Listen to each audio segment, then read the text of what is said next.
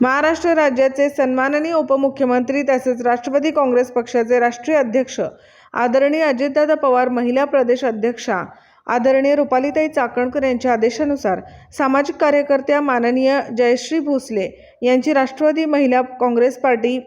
महाराष्ट्र प्रदेश महिला सहसचिवपदी नियुक्ती करण्यात आली। त्यांना या निवडीचे पत्र सांगली जिल्हा शहराध्यक्ष माननीय प्राध्यापक पद्माकर जगदाळे सर, प्रदेश उपाध्यक्ष माननीय सुरेश अण्णा पाटील, कार्याध्यक्ष माननीय जमीर भैया बागवान, सांगली जिल्हा नियोजन समिती माननीय वीरेंद्र दादा थोरात, प्रदेश महिला सरचिटणीस माननीय जयश्रीताई पाटील, सांगली शहराध्यक्ष माननीय राधिकाताई हारगे यांच्या हस्ते पत्र देण्यात आले। या कार्यक्रमात उपस्थित सांगली शहर जिल्हा कार्याध्यक्ष माननीय आयशा शेख, माननीय सुनीता काळे जिल्हा उपाध्यक्ष माननीय शुभांगी वेदपाठक, जिल्हा उपाध्यक्ष माननीय उषाताई गायकवाड, अध्यक्ष सांगली शहर माननीय सुनीता जगधने, अध्यक्ष कुपवाड शहर माननीय श्यामल ढोबळे,